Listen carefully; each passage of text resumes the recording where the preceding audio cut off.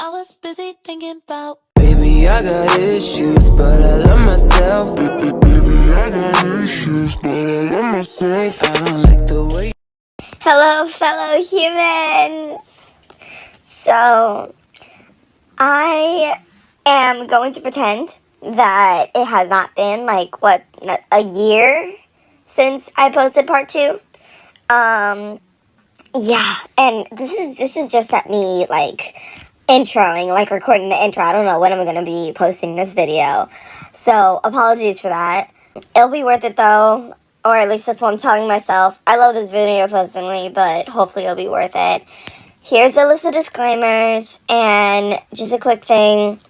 Last thing that I read, because I read the manga ahead of a time and it kind of just stopped because I was busy, was when that heart thing happened with Bakugou. For those who do not know, so I'm coding it, so if you know, you know. So, just a quick introduction here.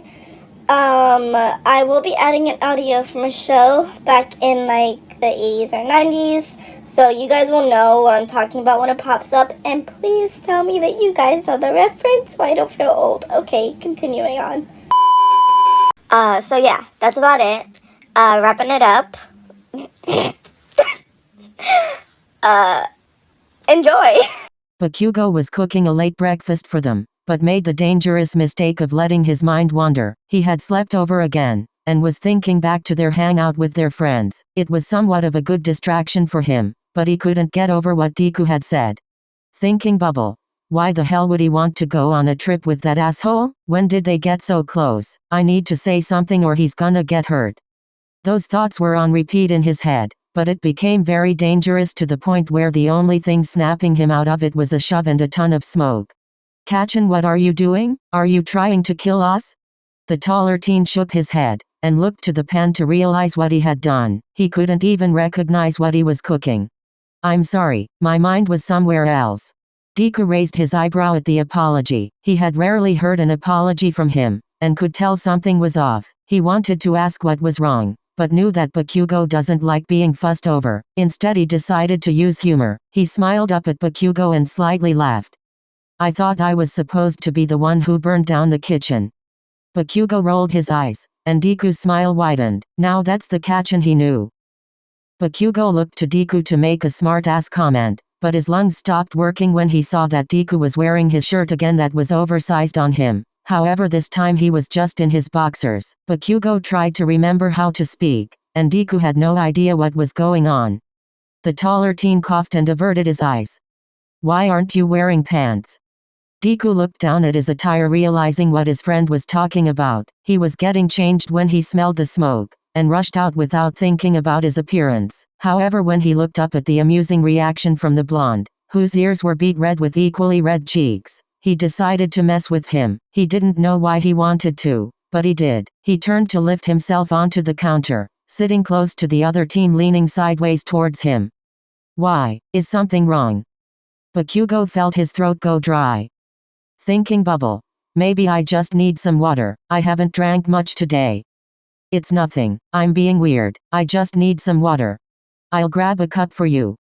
Deku reached up to open the cupboard to grab a cup, not knowing that the shirt rode up his legs, and Bakugou hated everything. Thinking bubble. What the hell is happening to me? Why am I hot? Am I getting sick? Whatever this is, I don't like it. Deku gave the cup to Bakugou, who immediately turned to walk over to the fridge to get water, and Deku had to hold back his laughter in amusement. He didn't realize that his friend was so shy. Deku figured that he would be fine since they changed together in the locker room, but then realized that Bakugou had always faced towards his locker that was on the opposite side of Deku's. He figured he had joked around with his friend enough and told him he was going to go back to his room to change. The second Bakugou heard the door close, he felt air enter his lungs. He had no idea what had happened, but he had never been so relieved to have that annoying nerd out of his sight. They had decided on having cereal for breakfast, and then decided to study for their exams together in the living room to keep each other in check. While doing his homework, Deku realized something. I never told you about the day I spent time with my dad. Bakugou clenched his jaw, trying to hide his annoyance.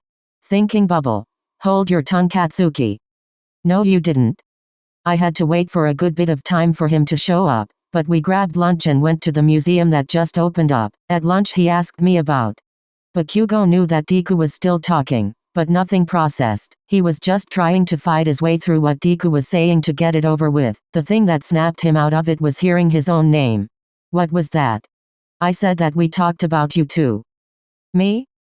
Yeah, I told him about what happened your freshman year, with you saving me and finding me when I was at my lowest, that I still what? Deku took a moment and looked down at the ground.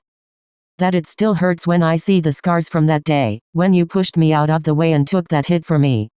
Bakugou had always known that Deku felt guilty about what had happened during the war. Despite it being his decision to push him out of the way, he stood up and walked around so that he was standing next to where Deku was sitting. Stand up. Deku looked up at him confused. Why do I?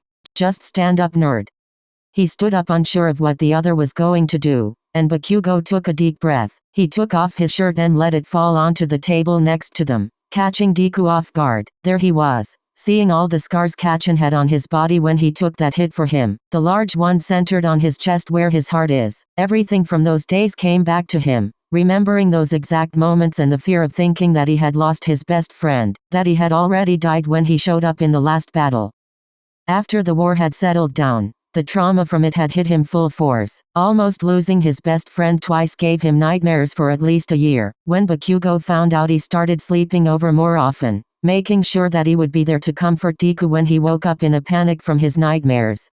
Deku's eyes went wide and he felt a mixture of panic and nausea. Bakugou noticed it and grabbed both of his wrists, guiding one to touch the scar on his shoulder, and the other to touch the scars on his abdomen. We fought in a war as kids, Deku, but these scars are proof that I did something right, that I saved you the way you saved me from that villain when we were in middle school. You didn't even have a quirk and you put yourself in danger to help me. You saved me that day when no pro hero did, and this is proof that I was able to do the same for you. Let me see these as proof of that, not as something that happened that you think is your fault. Bakugou let go of his wrists, and Deku kept his hands on him for a little longer, moving the hand from Bakugou's shoulder to his chest. The large scar there was proof that he had almost died a second time, but feeling his heartbeat had calmed Deku down a bit. He took his hands off, still looking at the scars. He put on a fake smile that Bakugou saw through, but he let it slide. The blonde grabbed his shirt and put it back on, walking around to his side of the table and sat down. Now get back to studying. I don't want to hear another lecture from that sleep-deprived extra. Hisashi was sitting on the side of the bed in the hotel room he was staying at. He thought back to the day he spent with Izuku, and the childlike demeanor he had. In that moment, everything he felt all those years ago came rolling back. He started to have an internal crisis, thinking back to the reason he left in the first place. Thinking bubble. Why did I even come back? I left for a reason. So why did I put myself through this trouble? I didn't even want the kid, and shouldn't he have been more mature by now? I can't raise a kid. He sighed as he ran a hand down his face in frustration. He looked at the calendar on his phone and realized he only had 2 weeks left of his vacation time. Yeah, he had never quit and he was never searching for an apartment. He made all of that up. Why he did that, even he didn't know. Thinking bubble. Why did I promise a trip? There's no way I would have gotten back in time. He searched up flights headed to London, and clicked on the website. Izuku is old enough to understand. He'll be fine. Half an hour later the flight was booked. Now he just had to figure out how to tell his son. Should they have used their quirks to get to school on time? Probably not. Was it legal? Probably not as well. Would they have been almost an hour late if they didn't? Yes. So that's what they did. They ran down the halls and entered the room just before the last bell rang. When they sat down they were finally able to breathe. Bakugou turned back to face Deku. Maybe we should try studying at my place instead of yours. We might actually get to class on time in a normal way. What's the difference? My place is less distracting, and my bed is bigger than yours. My apologies, my lord. I didn't realize that you needed a bed big enough to starfish on. Shut the fuck up, nerd. Jiro leaned over. You know this would be a lot easier for you guys if you just stayed at the dorms during the weekend. We don't really stay there during the weekends, but it isn't locked up. And let that old hag show up at our dorms? No way. I'd rather deal with her at home on the weekends instead of having her hang out in my dorm room all day. If I'm always here, then she's going to throw a fit. It's the same for me. My mom's been FaceTiming me every other night since she's been out of the country. If I never came over on weekends, she'd have massive anxiety. The whole war during our freshman year really did a number on her. I don't blame her. But what are you guys gonna do when you move out? Deku and Bakugou both sighed in defeat. We'll cross that road when we get there. What's so important that you're talking during class? Nothing, sensei.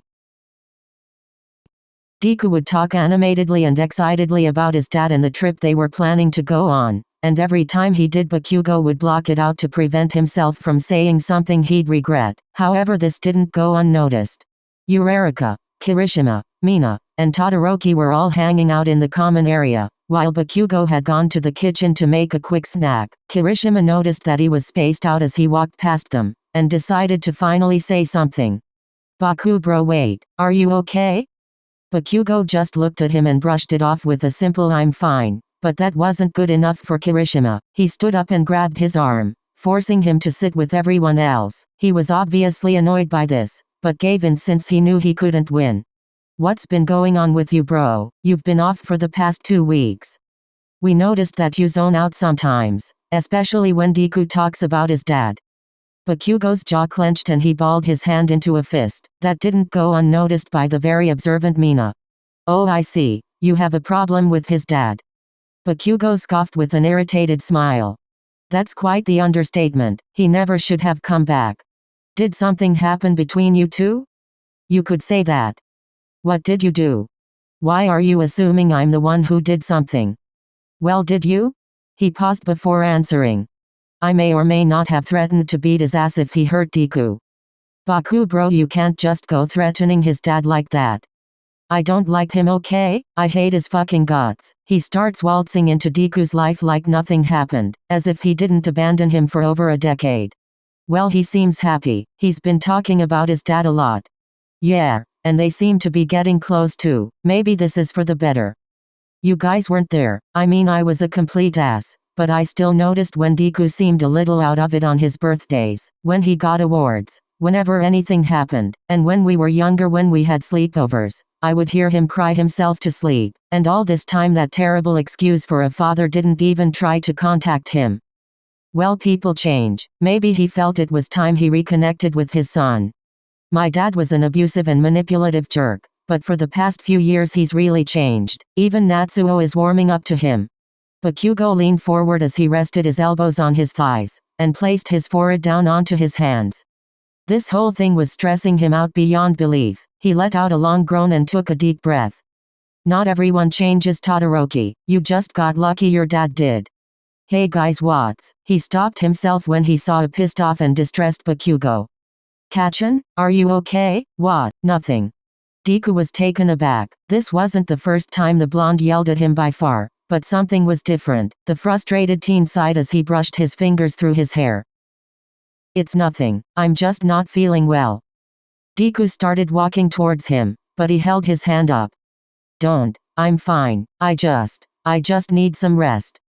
He stood up and walked past Deku towards his room, leaving the teen confused and worried.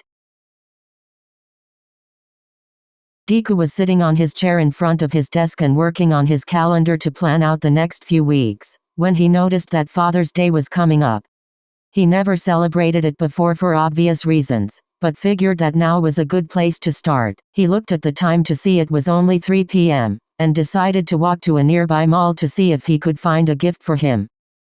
He spent a few hours there and was about to call it quits for the day, when something caught his eye. It was a small sculpture of a man hugging a boy sitting on his lap. Something told him that this was the one, and he walked into the store. The sun had set by the time he got home. He put the gift on his desk, and flopped onto the bed. He didn't have any homework for the day, and felt that it was a good time to relax by himself. Well, that would have been the case if someone hadn't knocked on his door. He got out of bed and opened it, to find Bakugou standing outside of his room holding a notebook. You left your notebook in the common area. Deku's eyes blew wide, not realizing that he did that. Bakugou handed him the notebook and he was about to thank him, When he saw the other teens start to walk away, he hadn't even said anything and Deku was done waiting. He knew something had been off with him recently and wanted to give him space, but he had lost his patience. Without a word he grabbed the other's wrist and yanked him into his room. What the fuck, Deku? What was that about? That was me losing my patience. Something has been off with you recently and I've given you time, but it's been long enough. What happened? Nothing. Don't psychoanalyze me, nerd. Bullshit. Why aren't you talking to me about it? I'm worried. I told you that. He cut himself off when he noticed a sculpture on Deku's desk. What's that? Deku looked in the direction that Bakugou was looking, and smiled. It's a Father's Day gift for my dad. Bakugou scoffed and ripped his arm away from Deku's grasp on his wrist, backing away from him. So now you're buying a Father's Day gift for him? Isn't that meant to be a day for guys that actually act like a father? Deku looked back at him, both confused and defensive. What's that supposed to mean? He's the jerk that wasn't there for most of your life, and now you're buddy-buddy with him? Please. Hey, that's my dad you're talking about. He's your sperm donor. That pathetic excuse of a person is not your dad. He just took part in making you. Deku's eyes went slightly wide in realization. That's it, isn't it? You've been off ever since he came back to town. What's your issue with him? My issue with him is that he left you and Aunt Imco, and went to live his own life away from his responsibilities. Bakugou groaned in frustration. If you knew what he did, this would be a completely different conversation. What are you talking about? Bakugou froze for a moment, but recovered before Deku noticed. He abandoned you, Izuku. No shit, but he's back now. He's changed, okay? Bakugou scoffed.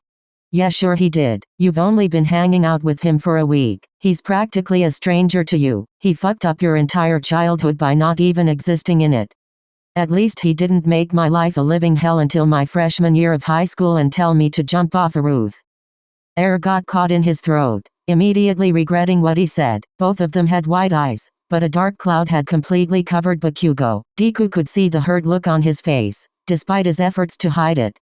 Those words once said could never be taken back. Wait. Deku panicked and rushed towards Bakugou, trying to grab onto his wrist, but he violently shrugged him off with a sad smile. I'm sorry, I didn't mean. Yes, you did. Every word. It's a miracle that I'm not a villain despite what I've done and what everyone says. But you're right. I made your life a living hell, and I will carry that with me for the rest of my life. Don't feel obligated to forgive me, even I don't. He broke eye contact and turned away, walking toward the door. Wait, catch and don't. Bakugou whipped his head around to look at Deku and faced him. He had completely switched to anger and it showed in his eyes and the way he stood.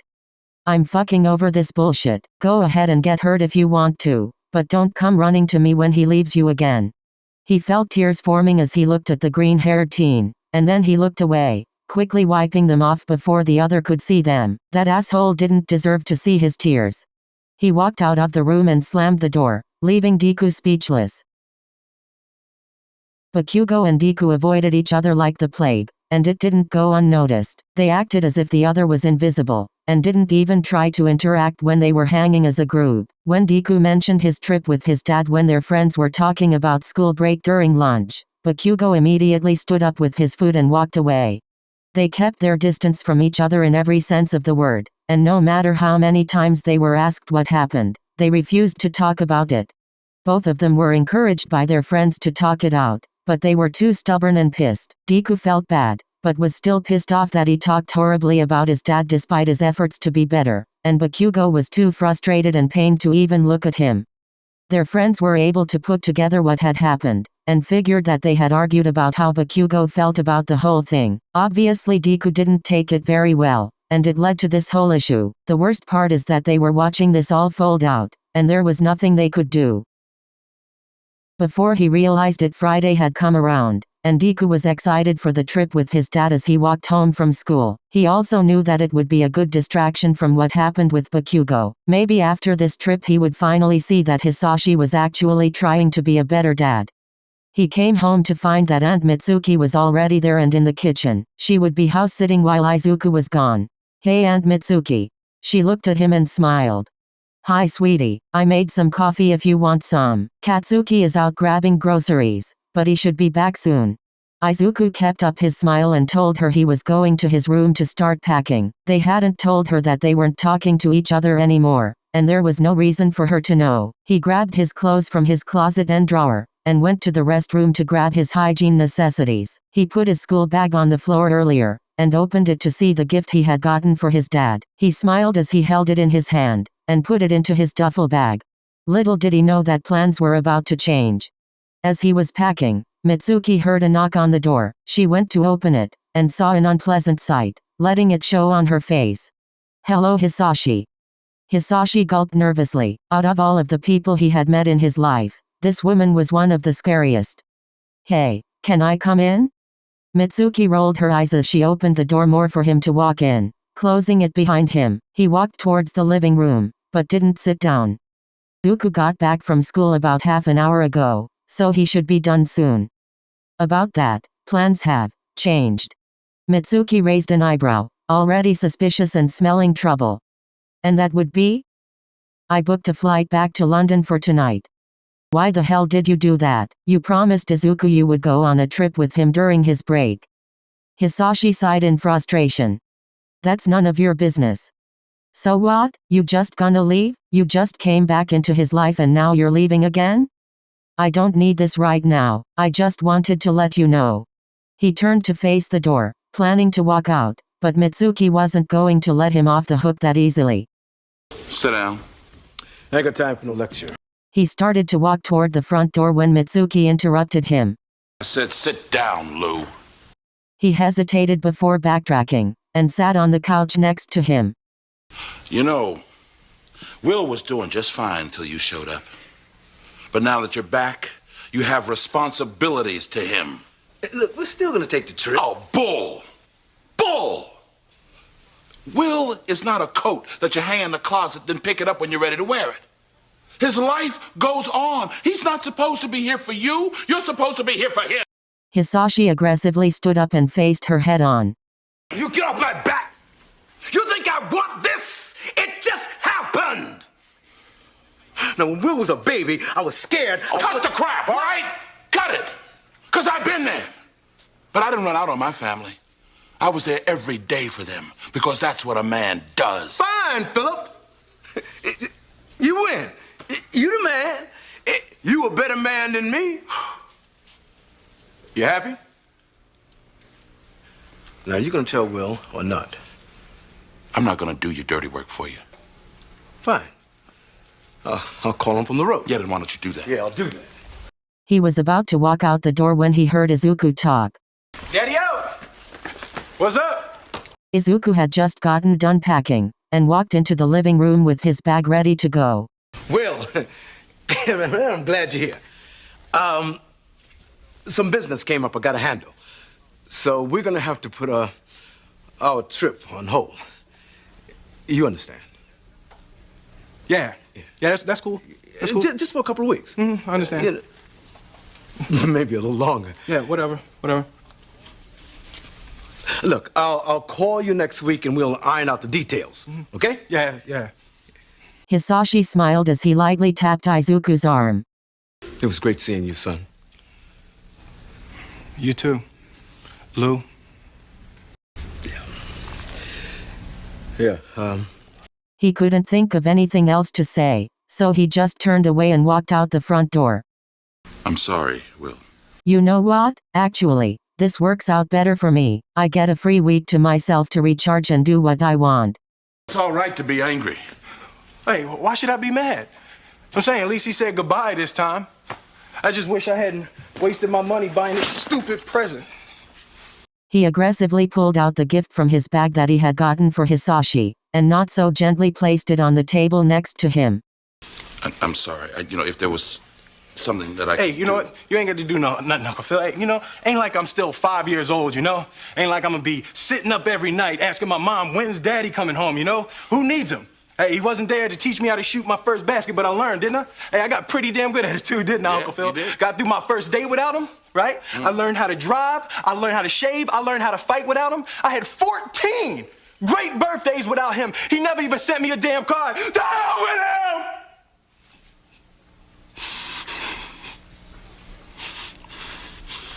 him! I ain't need him then and I don't need him now. Will. Nah, you know what, Uncle Phil? I'm gonna get through college without him. I'm gonna get a great job without him. I'm gonna marry me a beautiful honey, and I'm gonna have me a whole bunch of kids. I'm gonna be a better father than he ever was. And I sure as hell don't need him for that, because ain't a damn thing he could ever teach me about how to love my kids. He couldn't hold the tears back any longer and started to cry. How come he don't want me, man? Mitsuki reached to hug him tightly, and he hugged her back. She held him, giving as much support as she could in that moment, when Katsuki walked in with grocery bags, closing the door behind him. He stopped dead in his tracks and dropped the bags on the floor the second he saw the state Deku was in. His entire face turned red and he was fuming, already storming towards the door. That fucker is dead. Deku ran up to him and caught his arm before he could open the door. He's already gone, he left. Then I'll hunt his ass down. Katsuki. Shut it, you old hag. Catch and just wait, he's not worth it, I'm fine. He looked down at Deku's slightly red eyes, and could tell he was already crying. He was infuriated, but spoke in an almost soft voice, with his anger still present. Like hell you are, what did he do to you? Deku shook his head. It's nothing worth talking about, he's out of my life now, that's all that matters. Bakugou turned completely to face Deku, and looked over his shoulder to silently ask his mom to give them some space. She got the hint and walked towards the backyard to get them some time. Deku had looked down at his feet and let his hand fall away from holding Katsuki's arm. Izuku. Katsuki gently guided Deku's head so that their eyes met, before pulling him into a hug. It caught Deku off guard but he soon fell into the embrace. Bakugou lowered his head so that his lips brushed the top of Deku's head. Everything is gonna be okay, I promise. I'll never let anyone hurt you ever again. After so many years of being strong, losing people he cared about, fighting in a war, struggling to get back to a normal life, he just broke. He cried into the curve of Bakugou's neck, wetting the collar of his shirt with his tears. He balled up his hands with the front of Bakugou's shirt in them, as his inner child broke for what felt like the 100th time. You were right, I was so stupid to trust him, to think that he could change. No, you weren't, you just wanted your dad back. And look where that got me, what I said to you trying to defend him. I'm so sorry, I was so mad that I threw your past back in your face even though I really did forgive you. I forgave you the day you saved my life and even before that, when you told me not to go after you even though you were the one being taken by villains. When you had my back when it was just you and me fighting that villain on Naboo Island. When you risked your life and took that hit for me. When I was off fighting solo and hit my breaking point. But then I saw your face, when you apologized. I forgive you. Bakugou felt a weight lifted off of his shoulders that he didn't know was there, and air filled his lungs. He slightly pulled Deku away from him, and used the palm of his hands to guide Deku to look up at him. Thank you. Bakugou uncharacteristically smiled and so did Deku. He closed his eyes and lowered his head so that his forehead was pressed against Deku's, taking a deep breath. Izuku, I don't know what he did. But I need you to know that we're your family. You don't need him cause you got us, and you're stuck with me and the rest of those stupid extras whether you like it or not. Deku laughed into his palms. Bakugou pulled Deku back into a hug with one arm, and reached for his phone with the other. Deku opened his eyes to see Kachin doing something with his phone. The shorter teen heard the ringing and pulled back a bit to see him calling someone. Who are you calling? The blonde pulled him back into the tight hold he previously had on him. I'm giving you my one-time only hug, nerd. Enjoy it while you can. Wait, did you just say you're hugging Deku, voluntarily? What happened? Who do I need to kill? I can spell him right now, just give me the green light. Guys chill, just give me a second. Baku bro telling us to chill? This is something serious. Shut it, shitty hair. There's the Bakugou we know. Just get your dumbasses over to the nerd's house. You mean Mido Bros? We don't even know where he lives. Deku was close enough to hear the entire conversation and laughed. Are you seriously inviting our friends over to my house without asking me? Shut up, I practically live here. I'll send you guys the address. So get your lazy asses over here so we can show the nerd the annoyance he's stuck with. We'll be there soon. I'll spam at everyone so they all see it, Karo. Just get here. He got off the phone, and finally released Deku. I'll whip up some food with the groceries we have so the extras have something to eat. He ruffled Deku's hair before walking to the kitchen. Thanks for the hairdo. Can I help with anything? No way in hell am I letting you make poison. The green-haired teen deadpanned. Thanks for the vote of confidence. Soon everyone started rolling in, bringing all the chaos with them. Okay, where's the bitch I need to beat up? If he's still in the country I can track him down. Tokoyami put away that damn spell book. Will you all calm down? Violence is not the answer. That's rich coming from you. Hey icy hot, take your fucking shoes off before coming in. I don't need your nasty shit on my floor. Your? The blonde rolled his eyes. I guess I can work with that. Denki, Sero, and Kirishima all launched themselves onto Deku, and he was barely able to keep himself from falling. Now how do we help our Mido bro feel better? You can start by not suffocating me. No, you're stuck with us. He looked to his other friends for help, but none of them even showed signs of doing anything. Just embrace it, you'll have to deal with it for the rest of your life. He sighed but laughed at the presence of his friends around him. No, not his friends, his family. Okay, guys, I can already hear it. I can already hear you guys. I got it. And also, if you did not watch towards the end of the intro, please do. Please do. Because that was, oh my gosh. Okay, so, anyways, moving on. When I tell you, personal struggle. Basically, neither of them figured it out. None of them understood the assignment. I didn't want to make this into a Bakugou and Deku, but as I wrote, it ended up turning into they have feelings for each other, but they're both oblivious to it, especially Bakugou, but I think Bakugou is more in denial. So yeah, that's what I'm going with. It's painful to watch, even though I'm the one controlling the storyline, but you know, whatever. The irony of me trying to explain that this isn't intended to be a romantic relationship thing is that the point of this video was to display that for those that are unfortunately not born into the best family, you have your chosen family, you have a support system, and I wanted to display that within their best friend and how they are canonically as a class, like their relationship being not just friends, but also a family. So I wanted to display that because I love how they are. Alright, continuing on with the outro, the very long one. But anyways, that is the last episode of this series. Hopefully my next video doesn't come out next year. So, anyways, I hope you liked the video. I hope it's somewhat made up for the huge time difference. And have a nice day. Bye.